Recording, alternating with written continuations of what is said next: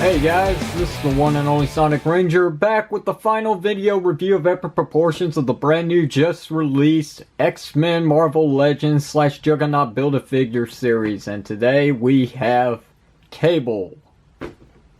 So, before we take a look at the action figure at hand, putting him aside for a moment, as partake of every single video review when I can, here is the packaging for Time Warner Cable.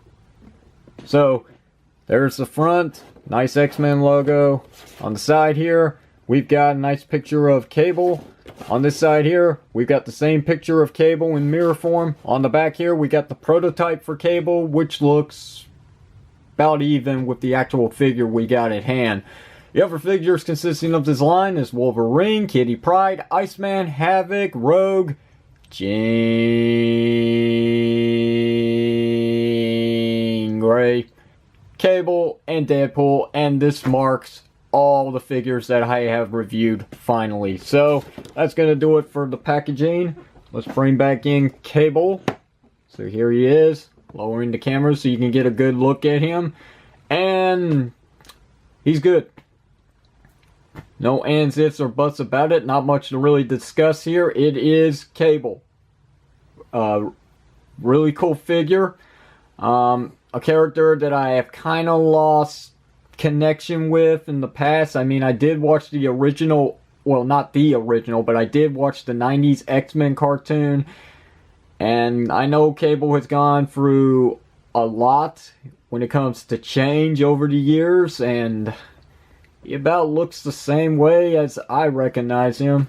So he's like a soldier from the future, and yeah, there's just not much to really talk about here because my lack of knowledge is showing, and I better stop before I embarrass myself. But anyway, that being said, I'm not here to give you a history lesson. I'm here to give you an overall look on the action figure, which is really cool. I mean, I gotta be honest about this. He's even got blackwashing. Thank you, Hasbro. You made the right choice doing that.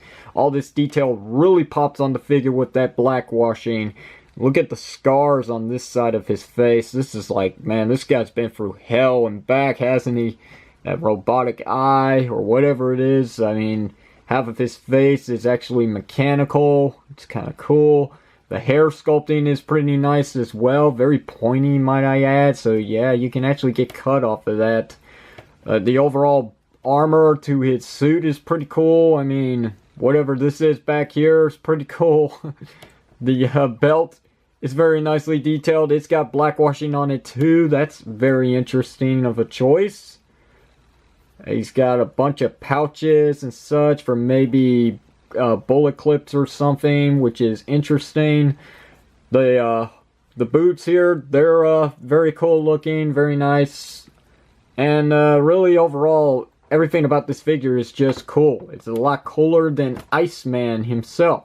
So anyway, enough about that. Let's get to the articulation on this guy, because that's what you want to know. Is it good? Is it bad? Let's find out. Well, he does actually have a ball jointed head, but the tilt is very limited. At least on my figure, your results may vary. He does have a hinge joint to the neck to allow some movement going downward. Quite a bit, actually. And upward about that much. He does have ball jointed shoulders. They go up about this much. And they do go around a complete rotation, as you can see. There's bicep rotation, double jointed elbows. There's wrist rotation, and there's a hinge to allow some inward and outward movement, which is nice. He has an upper ball jointed torso. As you can see, it can get a lot of flex. Pretty cool. I like that. He does have waist rotation, but it is kind of hard to get to, at least on my figure, because there's a lot of places where he wants to move, and there are some places he doesn't want to move. Legs go up about this much. They go back about that much. They do split, and that's about as far as they go. There's a thigh cut to allow some good rotation. There's double jointed knees. No boot rotation, which I'm kind of surprised at. But the last bit of articulation is the hinge joint at the foot to allow up and down movement. And then there's the ankle rocker pivot that really helps these figures pop. And basically, that's really it for the action figure. So the only accessories that Cable actually comes with is, well, I'll just go ahead and show you. He's got these 2 guns, and he's got a belt clip that goes into one of these guns. I think it's the small one. No, actually it's the big one here. So what you can do is you can just slide that in. So there you got that. And then you can take his weapons here and you can put them in his hands, and they do fit like a glove. So as you can see, there it is. The figure can hold these weapons pretty good. They are very tight around the fingers. They're not going to fall out easily. And most of all, displaying options on this figure just improved by tenfold. I mean, this looks really good. Any pose that you can put this figure in with these guns in his hands is going to be fantastic. Just an overall really good figure. I mean, there's not much that I can really complain about, especially for the price point, $20. It hits the home base. I mean, that's just, it's a really good line. I really do like this X-Men series. We've had some hard hits, unfortunately, but that's to be expected. But then we've really got some overall real killings in this line, and Cable is no exception. He is a great figure. So let's go ahead and wrap up this video review with some size comparisons. So let's bring in Kitty Pryde, the recently reviewed figure. So here's Rogue for a good size comparison. Here is Iceman, that is not as cool as Cable. Here's Wolverine, which is having a hard time standing. Here's Havoc. Here's the Merc with the mouth Deadpool.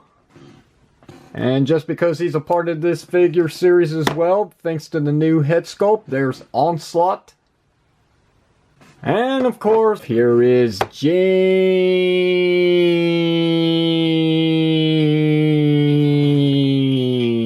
Grey. And she seems to be holding up pretty well right now. So I'm getting better at this. So overall, my thoughts on this figure has been said. Can I recommend him? Absolutely. Is he one of the harder figures to find, just like Deadpool? He's right up there. Not as good as Deadpool, but I mean, he is one of those that it's going to take a while to find. But if you can find him, more power to you. Took me a little time, but I finally got him as one of the last figures of this line. And that being said, that concludes this Build-A-Figure series.